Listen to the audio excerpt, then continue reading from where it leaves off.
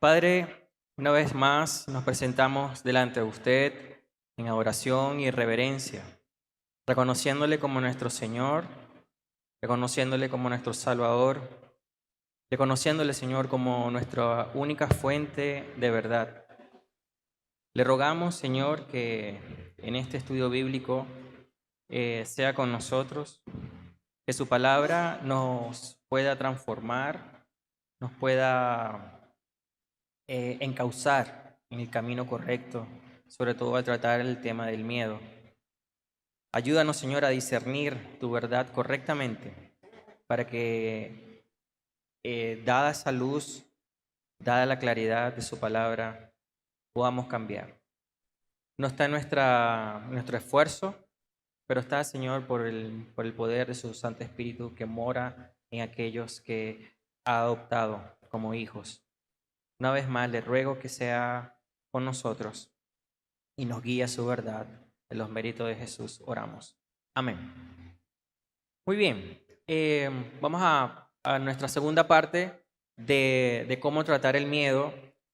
Si aquellos se están incorporando a esta lección, les puedo invitar a que puedan revisar el estudio del domingo pasado, donde hablamos básicamente, déjame para un poco resumir, muy cortito, donde hablamos que el miedo es una emoción. El miedo es una emoción dada por Dios precisamente para cuidarnos. Precisamente el miedo es lo que el cuerpo responde en base a lo que pueda ocurrir externamente y nos guarda del mal. Habíamos puesto un ejemplo de que cuando tú te acercas a, no sé, a un precipicio o a un balcón súper alto, lo primero que tú haces es esto, ¿no? Porque te da miedo, porque te preserva. Es tu reacción ante el peligro. Y hablamos que el miedo es dado por Dios, manejado correctamente, bíblicamente, es posible, porque una de las cosas que el Señor demanda es que le temamos a Él, la palabra es que le tengamos miedo a Dios precisamente. Sin embargo, hablamos cuando muchas veces este miedo me domina, este miedo empieza a limitarme, este miedo empieza a centrarme más en lo que yo no, en el peligro que yo puedo enfrentar en vez de hacer lo correcto. El miedo puede causarse en pecado, sobre todo cuando el miedo me empieza a impedir con mis deberes con Dios y con el resto de los demás.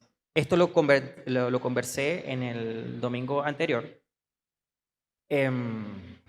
Y sin embargo, en este estudio, a partir de hoy, lo que vamos a hacer es tratar cómo el miedo se convierte en pecado. Cómo empieza este miedo a realmente, en vez de ser algo bueno, en vez de ser algo que glorifique a Dios, encauzado para bien, cómo el miedo de una otra manera, no controlado bíblicamente o no visto de una manera de poder guiarlo, como Dios demanda de nosotros, se puede transformar en un pecado. Entonces, vamos a ver en varios puntos cómo lo que ocurre, cómo el miedo me transforma en pecado, se transforma en pecado. El primero, el miedo se convierte en pecado cuando tememos más al hombre que a Dios. Cuando nuestro miedo se centra principalmente más hacia el hombre que a Dios, ya es pecado. Porque realmente lo que la Biblia demanda y lo que la Biblia siempre exhorta es que nosotros debemos tener miedo principalmente a Dios, a sus preceptos, a que realmente lo que Él ha dejado ha sido para nosotros poder encaminarnos en base a Él, conocerle, realmente ha sido nuestra demanda como cristianos. Pero en el caminar lo que ocurre es a la inversa. Nosotros empezamos a temer más al hombre, más a nuestro jefe, sobre todo en el contexto de laboral. Tememos más a los que nos va a decir el jefe, los compañeros de trabajo, o a ciertas familiares, o a ciertas situaciones, y lo que hacemos realmente entramos en una etapa que puede ser como una trampa, y eso es precisamente lo que habla Proverbios 29-25. Mira lo que dice la palabra de Dios. Dice, el temor al hombre es un lazo, pero el que confía en el Señor estará seguro. Esta palabra aquí cuando dice lazo quiere decir es una trampa. En el hebreo se traduce como una trampa, es como un instrumento que se usa para cazar animales, ¿no? Puedes pensar en una red, puedes pensar en ciertas trampas que a veces ponen los cazadores como para un cebo, ponen un señuelo. Y eso es precisamente lo que está queriendo decirnos el pasaje. El temor, cuando nosotros tememos al hombre, se transforma en algo que te va a atrapar, algo que inesperadamente te va a limitar de tus capacidades, algo que realmente te puede llevar a estar inmóvil, a no reaccionar correctamente y puedes encontrarte en situaciones de peligro. No solamente hablando de miedo al hombre, sino también cuando realmente no hacemos lo que el Señor demanda. Pero la Biblia dice, pero el que confía en el Señor estará seguro. Nuestra confianza, hermanos, principalmente, cuando yo voy a tratar el miedo, para que no sea pecaminoso, yo debo pensar o yo debo derivar mi confianza al Señor. Eso es lo que el Señor demanda de nosotros. Un teólogo, William Gurnall, dijo, tememos mucho al hombre porque tememos poco a Dios. Déjame repetirlo. William Gurnall dijo, tememos mucho al hombre porque tememos poco a Dios. Y muchas veces yo creo que en la práctica nosotros como cristianos decimos, no, yo no temo tanto al hombre, yo no tengo ningún temor del hombre, yo le tengo temor a Dios. Bueno, Isaías 29:13 muchas veces nos llama a una reflexión y nos dice, dijo entonces el Señor, por cuanto este pueblo se acerca a mí con sus palabras y me honra con sus labios, pero aleja de mí su corazón y su veneración hacia mí es solo una tradición aprendida de memoria. Entonces, si nos fijamos, una de las cosas que a veces nosotros podemos hacer como ciertas afirmaciones, hacer ciertas, no, mi confianza está en el Señor. Pero el punto es dónde está nuestro corazón. Si realmente está confiando en Dios o realmente la confianza está en el hombre, el miedo al hombre. Y podemos decir mucho, de la boca hacia afuera, como quien dice, ¿no? Podemos afirmar mucho, pero el punto es dónde está nuestro corazón. ¿Dónde está nuestro corazón? Juan capítulo 12, del 42 al 43, dice lo siguiente, sin embargo, muchos aún de los gobernantes creyeron en él, pero por causa de los fariseos no lo confesaban para no ser expulsados de la sinagoga, porque amaban más el reconocimiento de los hombres que el reconocimiento de Dios. Es un pasaje tremendo, tremendo, que habla precisamente sobre el temor más al hombre que el temor a Dios. En la sinagoga habían gobernantes, había personas que realmente tenían puestos de cuidado de los lugares, puestos gobernantes religiosos, que ellos de una u otra manera sabían quién era Jesús. Ellos entendían que era el Hijo de Dios. Ellos entendían de que Él había algo especial en Él. Pero ellos no se atrevían porque temían más a los hombres que a Dios. Fíjate lo que dice. Dice, ellos dicen, creyeron en Él, decía, pero por causa de los fariseos no lo confesaban para no ser expulsados de la sinagoga. Y fíjate cuál es el error. El error de estas personas cuando no es que, cuando tienen el temor a los hombres, podemos decir, no, lo que pasa es que tiene una mala autoestima, por eso es que reacciona así, o no, yo realmente soy muy inseguro. Y esto es precisamente lo que está ocurriendo allí. Ese no era el problema de ellos, ni siquiera un problema de inferioridad, ni siquiera un problema de percepción, ni siquiera era un problema de sentimiento. El problema de ellos, de estos gobernantes que habla este texto, era un problema de amor. Si tú te fijas allí, el versículo 43 dice, porque amaban más el reconocimiento de los hombres que el de Dios.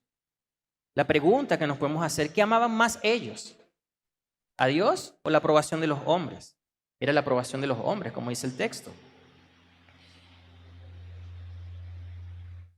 Esta palabra aquí, amaban, es una palabra griega, es una palabra que su traducción es agapao, que es la que el Señor Jesús siempre usa, ¿no? Como ese amor dado por Dios, ese amor que tiene con el Padre. Y hay múltiples en el Nuevo Testamento, se ve esta definición. Y esta palabra amor quiere decir un afecto muy fuerte por algo. Cuando Cristo dijo, yo te amo, Padre, realmente es como, yo tengo un amor fuerte, y cuando el Señor nos manda a decir, amarás al Señor tu Dios con todo tu corazón, con toda tu alma, con toda tu mente, y amarás a tu prójimo, ese amar precisamente tienes que haber un afecto muy fuerte hacia Dios y un afecto muy fuerte con tu hermano. Bueno, esa misma palabra es la que se está usando acá. Esta gente, estos gobernantes, ellos no dicen, porque les gusta el reconocimiento. La Biblia no dice, no, a ellos les gustaba el reconocimiento. O no, a ellos les gustaba que sean tomados en cuenta. No, el problema de estos gobernantes espirituales era porque vivían y eran adictos a la aprobación del hombre. Ese afecto fuerte, como dicen, viendo ya lo que significa en la traducción y lo que estaban haciendo, su amor, en vez de ser un amor para con Dios, ellos tenían un amor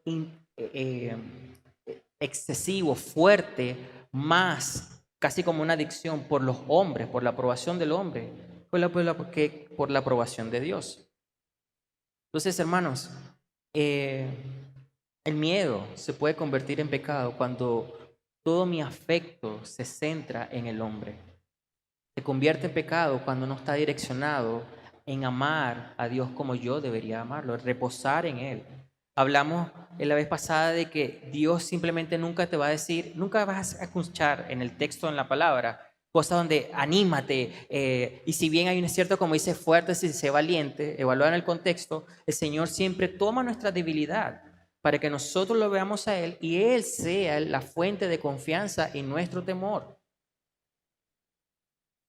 Y lo vimos y lo repasamos. Pero Dios debe ser nuestro centro. Dios debe ser nuestro mayor temor por encima de todo. El temor, el miedo se convierte en pecado cuando, el punto número B,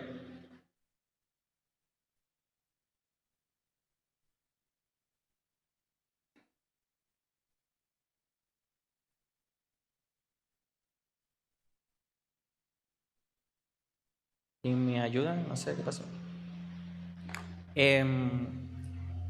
Cuando el miedo se convierte en pecado cuando no confiamos en Dios.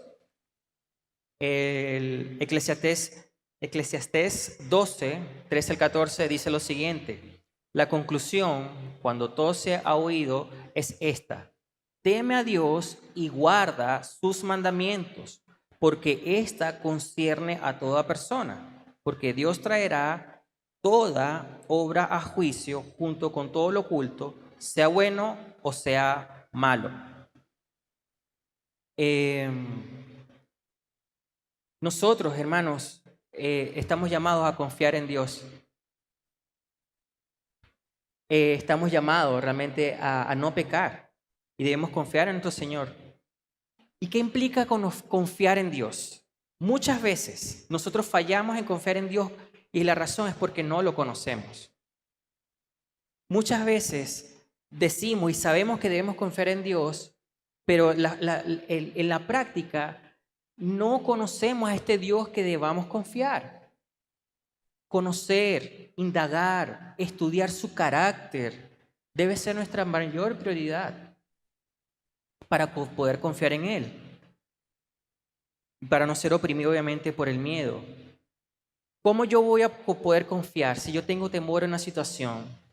Yo debo de confiar de que Dios es sabio, ¿no? Nosotros sabemos de que, o si hago una encuesta rápido, yo creo que todos estamos de acuerdo de que Dios es sabio. Entonces, pero si nosotros no tenemos eso en nuestra mente, si nuestra mente y nuestro corazón no está empapada de que Dios es suficientemente sabio, que Dios es perfecto, que Dios sabe qué es lo mejor para nosotros, tal como dice Romanos 16:27, al único sabio Dios, Dios es perfectamente sabio. Y al yo conocer que Dios es perfectamente sabio, mi situación pasa a un lado, o mi temor puede pasar a un lado, porque el Señor sabe lo que es bueno para mí. Conocer a Dios me lleva realmente a entender de que es completamente santo, de que su santidad controla todas las acciones, que Él actúa de una manera que Él actúa de una manera que no sea santa, más bien Él actúa de una manera sabia o amorosa, tal como dice en Isaías 6:3 y Apocalipsis 4:8, donde Dios, nuestro Dios es santo. ¿Cómo yo voy a poder conocer a Dios si yo no veo a Dios como un Dios amoroso? Muchas veces tenemos como la tendencia a pensar de que Dios es como aquel justo de que está esperando cualquier instancia que nosotros pecar para castigarnos. Pero hermano, Génesis 3:15, el primer protoevangelio, lo que se ve es una manifestación de amor para nosotros. No hay mayor muestra de amor que fue que su Hijo se dio por nosotros. Entonces Dios es totalmente amoroso y su amor siempre lo constriñe y lo guía a darnos lo que verdaderamente nos necesitamos. Y mientras yo tengo estas verdades, eso me lleva a confiar en Dios. Si yo sé que Dios es amor, yo sé que Dios me va a ayudar, yo sé que Dios me va a guiar a lo que yo necesito. Primera de Juan 4:8, Dios es amor. Cuando vemos, para poder confiar en Dios, yo necesito saber que es misericordioso, de que su misericordia se renueva todos los días, cada mañana, y saber que, Señor, tu misericordia se ha renovado. Si estoy vivo ha sido porque realmente ha sido tu gracia y tu misericordia. Y que Él no nos da realmente lo que nosotros deberíamos merecer. Estas verdades y así otros atributos, al tú indagar, al tú conocer, al tú estudiarlo, te lleva a una confianza plena a Dios. Y cuando tú confías en Dios, vas a confiar menos en ti, vas a realmente a confiar menos en el hombre y por ende el miedo que puedas tener va a ser causado en el miedo al Señor, confiar en el Señor. Punto número C, el miedo se convierte en pecado cuando yo quiero tener el control y la certeza que solo a Dios le pertenece. Proverbios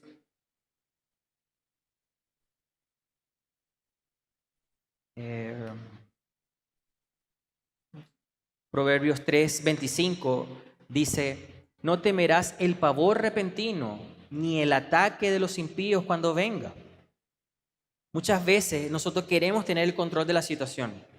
Sobre todo hay gente que dice, como que si fuese un atributo hermoso, ¿no? Dice, yo soy muy perfeccionista. Yo no se me puede pasar ni una. A mí me encanta la perfección. Mi casa debe estar siempre impecable. Mi auto todos los viernes yo lo lavo. Ojo, si haces eso, gloria a Dios. Si haces eso, amén, está bien. El problema está en el corazón. El problema está cuando tú quieres tener el control de las situaciones y hay de que cuando esas situaciones no te surgen como tú esperas. ¿Y qué dice? El que confía en el Señor no temerá el pavor repentino. Las cosas van a suceder, no tienes control de la situación. No tenemos el control absoluto de la situación. Jeremías 9:23, otro pasaje, dice, así dice el Señor, no se gloríe el sabio de su sabiduría, ni se gloríe el poderoso de su poder, ni el rico se gloríe de sus riquezas. Como les decía, mucha gente alude y habla mucho, donde dice como que se llena la boca, dice, me encanta ser perfeccionista, porque realmente así es como las cosas tienen que ser, ¿sabes? Las cosas tienen que ser esto. Y realmente el perfeccionismo lo que desea es que tú, lo que apunta es que tú quieres tener el control siempre de las cosas. Las cosas se tienen que hacer como tú digas, porque si no, realmente hay algo que no está bien. Y en el fondo, lo que estamos hablando es un miedo al fracaso, miedo a la crítica, miedo a que podamos fallar. Hermanos, y en esta situación nosotros debemos arrepentirnos y debemos confiar en Dios. No es lo que tú tengas el control. Dios tiene el control absoluto de todo. Ahora, Dios te manda, por otra parte, no quiero que descuides ciertas cosas que debas hacer, ¿no? Pero el punto acá está el qué es lo que mueve tu corazón. ¿Cómo reaccionas tú a esto? Realmente tu perfeccionismo se basa porque temes más al hombre, porque te gusta el aplauso, porque realmente tienes miedo a la crítica, tienes miedo a a fracasar. Y ahí puede ser una línea muy delgada donde podamos estar cayendo y pecando contra el Señor, precisamente. Punto número D, si me ayudan por favor. Dice, eh, el miedo se convierte en pecado cuando te impide cumplir tus responsabilidades para con Dios y los demás. Y lo hablamos en la parte pasada. Cuando este miedo te absorbe tanto que empieza a limitarte, tú dices, y el ejemplo que pusimos, ¿no? Tú dices, hay demasiada delincuencia, ¿no? Y empiezas a leer las noticias, te empapas en noticias, de que todos siempre han asaltado, asalto. ¿Y qué es lo que primero puede ser? No voy a salir más. Prefiero quedarme en mi casa. Fulano, no, mejor ven tú. Yo no quiero salir porque mira cómo está afuera, yo no quiero exponerme. Entonces, vas a ir a la iglesia? No, caminar de ese trayecto de la estación del metro hasta allá. Uy, eso es peligroso. No, yo no voy para la iglesia, prefiero verlos en mi casa, tranquilito. Nos vemos, me conecto y le chateo por allí. Te limita a congregarte. Cuando el Señor dice, no dejan de congregarnos como algunos tienen por costumbre. Entonces ves como el miedo te limita a responder como a Dios manda y muchas veces con las responsabilidades. Personas que dicen, no, yo no voy a... Oye, ¿dónde es ese trabajo? No, allá en tal sitio. No, yo no voy para allá, muy peligroso. ¿Y necesitas trabajo? Sí, necesito trabajo. ¿No tienes dinero? No, no tengo dinero. ¿Pero tienes esa oportunidad? No. El miedo te limita a cumplir tus responsabilidades. Entonces, estos 4 puntos nos pueden dar luz de cuando el miedo se torna en pecado. Ahora, ¿cómo tratar el miedo bíblicamente? Recuerda, el miedo siempre va a estar en nosotros. Es parte de la emoción que Dios ha dado, es parte de un sentimiento que Dios nos ha dado. El punto es cómo encauzarlo correctamente, cómo hacerlo correctamente, cómo realmente derivar este miedo. Lo primero que nosotros debemos pensar a cualquier temor, de cualquier cosa, del miedo, es saber esto, hermano. Lo que es más temible para el hombre, el temor que todos deberían estar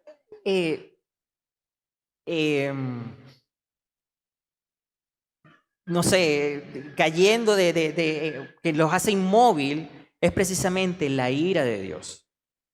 Y esa fue aplacada por Cristo, por la acción que hizo Cristo.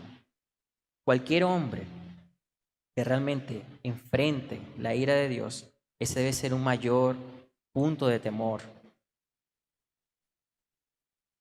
Mateo 10:28 dice, no temen a los que maten el cuerpo, pero no pueden matar el alma. Más bien teman a aquel que puede hacer perecer tanto el alma como el cuerpo en el infierno. Temer al Señor es principalmente, a su ira santa. Cristo, en la cruz del Calvario, Él precisamente no solamente recibió esa copa, como dice, esa copa de ira por nuestros pecados. Entonces, si esa es el temor más grande que cualquier ser humano puede enfrentar, ¿qué otro miedo puede compararse a eso? Y nosotros como cristianos debemos recordar eso, que no hay, tú y yo no vamos, si tú eres nacido de nuevo y tu fe está puesta en Jesús como tu único Salvador, tú no vas a enfrentar esa ira santa, porque Cristo ya la recibió por ti. Tú debes gritar un amén en nuestro interior, ¿verdad? Saber de que yo no voy a ser condenado, de que realmente la ira va a estar y está sobre aquellos que no se quieren arrepentir. Y que llegará un día donde realmente van a tener que rendir cuenta a Dios y van a realmente a recibir la ira santa. Entonces, lo que más temible para nosotros, para cualquier humano, precisamente debe ser la ira de Dios. Hebreos 2:14-15 dice, así que por cuanto los hijos participan de carne y sangre, también Jesús participó de lo mismo para anular mediante la muerte el poder de aquel que tenía el poder de la muerte, es decir, el diablo, y librar a los que por el temor a la muerte estaban sujetos a esclavitud durante toda la vida. El domingo anterior digo como una lista de cuáles son los mayores temores de las personas. Y el último, en el ranking, ¿no? Que el último mencioné como puesto número 1, es el temor a la muerte. Y hermanos, mira cómo dice la palabra de Dios. Había una sentencia puesta por nosotros y fue anulada por Cristo. Fue anulada por Cristo. Por el poder que el Señor hizo por medio de la cruz. Y ahora somos hijos de Dios. Entonces, ese mayor temor que tú puedas tener fue aplacado por Cristo. En 1 Juan 4:18 dice, en el amor no hay temor, sino que el perfecto amor echa fuera el temor. Porque el temor involucra castigo y que el que teme no es hecho perfecto en el amor. Mira cómo lo dice la NTV. Dice, en esa clase de amor no hay temor porque el amor perfecto expulsa todo temor. Si tenemos miedo es por temor al castigo, o sea, es por el temor de lo que me va a pasar, el temor a la muerte, el temor a lo que yo puedo enfrentar, a lo propio. Y esto, sigue el texto, y esto muestra que no hemos experimentado plenamente el perfecto amor de Dios. Entonces, mis hermanos, el perfecto amor de Dios que se mostró para con nosotros fue Cristo en la cruz. Y ese es nuestra mayor reposo de descanso que podamos nosotros tener ante una situación de mucho temor o de mucho miedo. Recordar estas verdades es vital y saber de que no hay mayor temor, no hay mayor miedo que cualquier hombre pueda enfrentar que no sea la ira de Dios. Y esa ira, si tú te has arrepentido y tú realmente has puesto tu fe en Cristo, esa ira no la vas a enfrentar. Esa ira que nos lleva a la condenación. Realmente no estaremos allí, porque Cristo la recibió por nosotros o por aquellos que realmente creen en Él. Entonces, ese como primer punto. El segundo, si estás en una situación donde el miedo se ha apoderado de ti o ciertas áreas donde tienes el miedo, el Salmo 23, salmo muy conocido, cantantes, libros, muy, muy conocidos, 6 versículos nada más se menciona. Pero hermano, tú te has puesto a meditar acerca de este pasaje. Muchas veces cuando hablamos en consejería enviamos ciertas cosas que la persona debe hacer y simplemente a veces meditar en un solo versículo. Y el Salmo 23, mira lo que dice, el Señor es mi pastor, Salmo de David, el Señor es mi pastor, nada me faltará.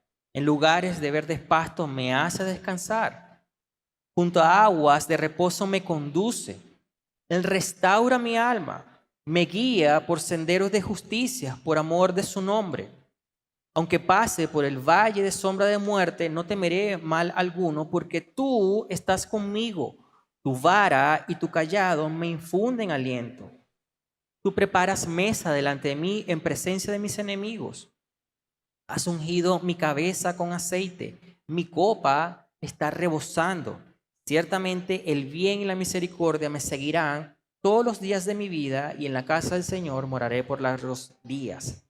Entonces, ¿qué nos dice el Salmo 23? Si yo estoy aferrado al miedo, al temor, a estas situaciones, ¿qué nos dice el versículo 1?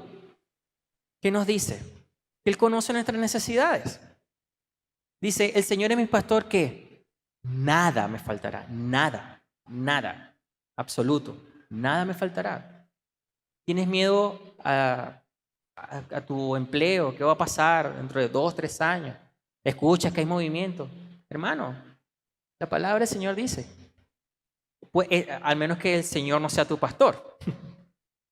Pero si el Señor es tu pastor, tú vas a decir, nada me va a faltar. ¿Qué dice el versículo 2? Que Él nos cuida. El versículo 2 nos dice, en lugares de verdes pastos me hace descansar, junto a aguas de reposo me conduce. Voy a avanzar. El versículo 2 y 3 también nos dice, Él restaura mi alma y me guía por senderos de justicia por amor de su nombre. O sea, Él cuida de nosotros. Nuestro Señor cuida de nosotros. Versículo 4, ¿qué nos dice? Que Él nos ayuda en momentos, en situaciones adversas. Fíjate que Él no dice, el David no dice, aunque pase aunque nunca pase. No, David dice, aunque yo pase por valle sombra de muerte. Es decir, vamos a pasar por situaciones oscuras en nuestra vida. Vamos a pasar por situaciones adversas. Es necesario que pasemos por situaciones de sufrimiento. Muchas veces en Hebreos capítulo 11, versículo 32 al 40, escribe cómo Dios precisamente usa el sufrimiento y las aflicciones para su gloria.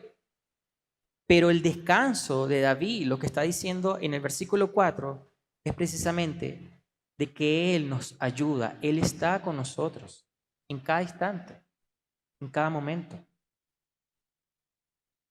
Y Él usa aún el valle de la sombra de muerte, lo que más podemos temer, recordar que Él está con nosotros, porque es lo que Él está haciendo por nosotros, para ser a la imagen de Cristo. ¿Y qué nos dice finalmente el versículo 5?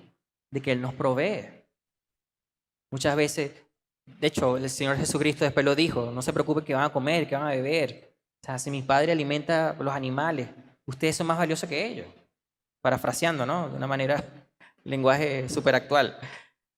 Pero el versículo 5, el Salmo 23, dice que Él nos provee. Tú prepararás mesa delante de mí en presencia de mis enemigos. Has ungido mi cabeza con aceite y mi copa está rebosando. Pero vemos, hermanos, que el Salmo 23 es rico en saber de que si yo estoy enfrentando un miedo, de que el miedo me está limitando, recordar estas verdades me lleva a confiar en Dios, me lleva a temerle a Él más que cualquier situación o circunstancia. ¿Cómo enfrentar o superar el miedo bíblicamente? Cuando la Biblia habla de los justos, se caracterizan por su valentía, no por el temor. Apocalipsis 21:8 dice, pero los cobardes, incrédulos, abominables, asesinos, inmorales, hechiceros, idólatras y todos los mentirosos tendrán su herencia en el lago que arden con fuego y azufre. Es la muerte segunda. Entonces, aquellos que son llamados justos son aquellos que fuimos justificados por Cristo en la cruz. Y tú eres justo. Y se caracteriza principalmente por la valentía. Hermano, a veces las personas dicen, muchas veces he escuchado como, dicen, no, es que Gabriel, yo soy súper introvertido, soy tímido y no puedo hablar. Imagínate que hubiese un versículo que diga en el versículo, por tanto, di a todo el evangelio, pero no mandes a los introvertidos. No mandes a los que son súper callados, a los que le cuesta hablar en público. No, el Señor nos ha dado un espíritu de cobardía, sino más bien de voluntad, de hablar su verdad. Quizás no lo voy a hacer en público, ¿no? Porque tengo miedo escénico, pero quizás puedo compartirle mi testimonio y me ayuda a una persona. Entonces, nuestra valentía reposa en la confianza del Señor, mas no nosotros en el temor. Y estas son como preguntas también prácticas, ¿no? Cuando estamos atemorizados, debemos preguntarnos, ¿qué quiere Dios que yo haga? Señor, ¿qué demandas de mí esta situación? Señor, ayúdame a discernir, no sé, Dios, pero... Y eso es lo que los salmos muchas veces hablan, como el salmista dice, estoy afligido, ay de mí, estoy como muerto, porque el salmista lo que hace es vaciar completamente su corazón delante de Dios. Y eso está bien que nosotros lo hagamos. Señor, tengo un pavor, tengo miedo de esta situación. Pero eso te lleva a buscar, lo que estás haciendo es precisamente buscando. Mira como dice el Salmo 34:4. Busqué al Señor y Él me respondió y me libró de todos mis temores. Hermano, ¿puedes tú decir eso también? ¿Qué es lo primero cuando nos ocurren situaciones adversas? Empezamos, hacemos cualquier cosa, empezamos, de repente, no sé, puedo tomar otra vez el ejemplo del trabajo, ¿no? Cuando viene el trabajo, hoy hay despido, empiezan a despedir, hoy la situación está difícil, no va a pasar. Lo primero que haces tú, tienes temor, te van a votar, no sé cosa, no sé si vas a cumplir, y empiezas a mandar currículo, empiezas a hablar, a hacer llamadas, fulano, ayúdame. Y nada buscamos al Señor. Y estás aferrado y no duermes, no descansas. Y es precisamente porque estás lleno de pavor. Pero mira lo que dice el salmista. Busqué al Señor. ¿Y qué pasa? Él me respondió El Señor no está ausente, como acabamos de leer en Salmo 23. El Señor está presente. Busqué al Señor y Él me respondió. ¿Y qué dice? Y me libró todos mis temores. De todos mis temores. Entonces hay una condición principalmente. Y es de buscarle, hermano. Es de buscarle. Es la única manera. Es la única forma de que nosotros podamos hacer frente al miedo. Punto número E. Aquellos que temen a lo imperfecto, tu perfección es Cristo. Una vez más, hablando sobre aquellos que dicen, yo soy perfeccionista, que temen a la crítica, que temen al hombre. Dice 2 Corintios 12, 9, 10. Él me ha dicho, te basta mi gracia, pues mi poder se perfecciona en la debilidad. Por tanto, con muchísimo gusto me gloriaré más bien en mis debilidades para que el poder de Cristo more en mí. Por eso me complazco en las debilidades, en insultos, en privaciones, en persecuciones, en angustia, por amor a Cristo. Porque cuando soy débil, entonces soy fuerte. Entonces, ves cómo Pablo asume su condición de yo no puedo solo. Yo no puedo solo, yo necesito ayuda, yo soy débil. Y entonces, hermanos, si realmente usted encuentra en esa situación del temor al hombre y te has llevado a causarte a ti a querer tener control siempre de las cosas, hermano, no puedes tener control. Nunca vas a tener el control de todas las cosas. No puedes controlarlo. Puedes ayudar a que las cosas no pasen, pero el Señor es el que se encarga de todo. Muchas veces la gente dice, nos vamos de viaje. Y entonces hay una persona empieza la planificación, no, vamos a parar aquí, vamos a comer allá, vamos a hacer esto, vamos a hacer esto, el otro, tremendo, y hace una planificación hermosa que tú dices, Dios mío, que esto tomó años. No, a mí me tomó un de segundo. Y al día siguiente se accidenta el auto, se queda en pana.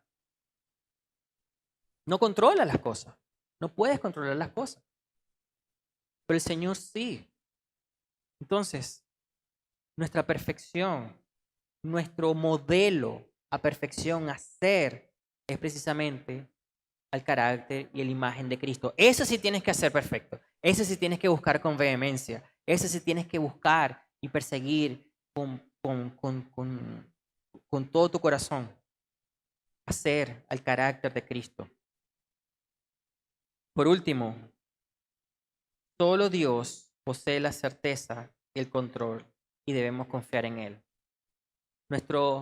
La mayoría de nuestros temores se basa en la incertidumbre de lo que no sabemos qué va a pasar mañana, qué va a pasar en el futuro, si me voy a casar o no, si voy a tener hijos o no, si me voy a graduar o no, si voy a tener trabajo o no. Y ahí está nuestro temor, nuestro temor, nuestro temor. Pero Dios está en el futuro. Dios es infinito. Y Dios controla toda la situación y debemos confiar en Él. Romanos 8:28, sabemos que los que aman a Dios, todas las cosas cooperan para bien. Esto es para los que son llamados conforme a sus propósitos.